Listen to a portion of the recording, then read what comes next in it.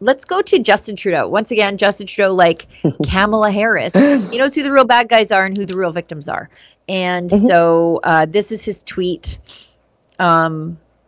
He said, and it's about, he met with Palestinian families today about the loved ones they've lost in Gaza. Again, take it up with Hamas. And about the pain, anger, and trauma and grief they're feeling. He said they also spoke about concerns regarding their right to advocate without fear of reprisal for Palestinians to live in peace and security. I'm sorry. What reprisal are they facing? They stormed MPs' offices the other day, and I think only 6 people were arrested, and they still have their bank accounts, by the way. They're not going to be held for 50 days like Tamara Leach. It goes on. Canadians have the right to assemble, this absolute garbage from this hypocrite. Canadians have the right to assemble peacefully and express themselves freely. And we have discussed the importance of that right. Nobody is stopping mass pro-Gaza protests on the streets of Canada. Nobody. 6 arrests, I think, happened. They were released later on that day for storming MPs' offices in what would normally be described as a January 6th style insurrection by these people. Nobody is being held without bail for organizing this stuff, and more damages were done here. More laws were broken than the Freedom Convoy. Nobody knows how I have a pretty good idea about how these protests are being funded with their, some of these signs are pretty some of these signs are pretty grassroots, but some of them are professionally printed signs. So what's happening here? Who's funding this?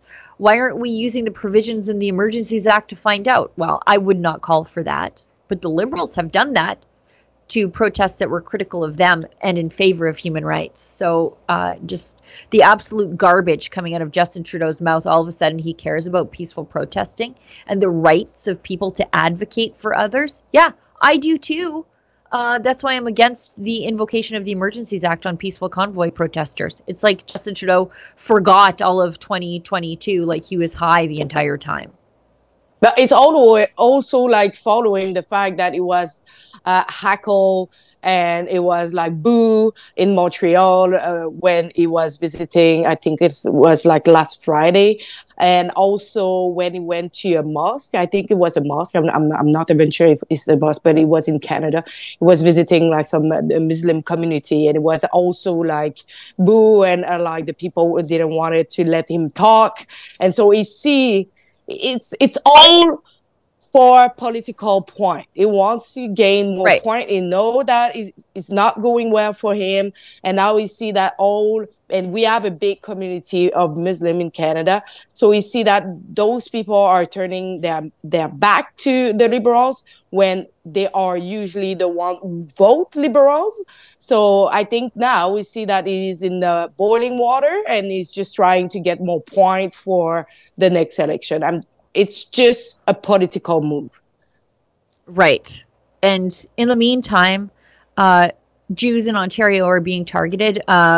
A couple weeks ago, there was that incident at a Jewish school where students at lunchtime were threatened. The school went into lockdown by a man who had a knife on him, subsequent to when the police detained him.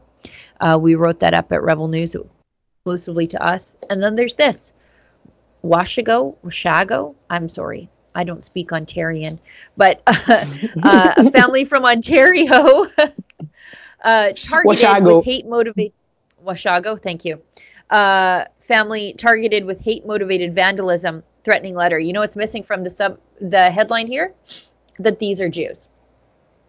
So they should have said Jewish family, Jewish Washago, Ontario family targeted with anti-Semitic vandalism and threatening letter is what this headline should have been. You clue in the subheadline, and you kind of get a real clue when you read the man's last name, and it's obviously Jewish. So Vandals spray painted anti-Semitic words on their home and left them a threatening letter. Ryan Merovitz and his wife have called the town north of Orillia home for 8 years and are in shock over the apparent act of hate. Where's their visit from Justin Trudeau? You know, I'm old enough to remember the hijab hoax when a little girl lied about having her hijab tugged on and then snipped out with scissors. They blamed the Asian community because the little girl forgot that her coaching was that she was to say Caucasian, but she just remembered Asian. And Justin Trudeau came out and blamed this mystery Asian man and spoke out against the rise of anti-Muslim hate. It was all a hoax. But Justin Trudeau had immediate statements. He went out and he expressed his sorrow and grief about what had happened to this little girl, which didn't happen. Where are the kind words for this family? They had their house spray painted. Now they live in fear. 2 unknown men came on their property in early October, and then they came back a little while later. One of the men had his hands on the window. Imagine the horror for your family if you got kids in there. He had his hands on the window trying to look inside while one was behind him taking pictures of our mezuzah on the door. So the mezuzah is this little thing that holds parchment of Jewish scripture on the door, and it easily identifies you as Jewish. Anyway, this is what has happened to them, and I'm not sure if Justin Trudeau has bothered to reach out to him, but he should, given his past track record of being the first guy on the scene when when somebody else gets hate crimed, allegedly. How come society, like especially Western society, we always have a problem targeting a certain like group of people? Always like regressing instead of like progressing and like getting like a better society of opening and be like, okay, this is something from the past.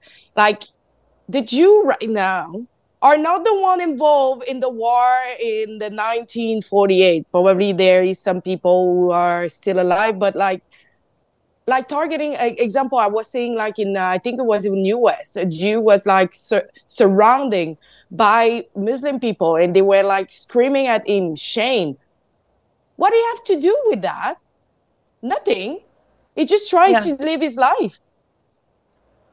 Yeah. I mean, I guess you're answering a question of why does evil exist? Evil exists as a foil to good, and humans are flawed, deeply flawed, fallen individuals. It's why we need God and his grace and his forgiveness.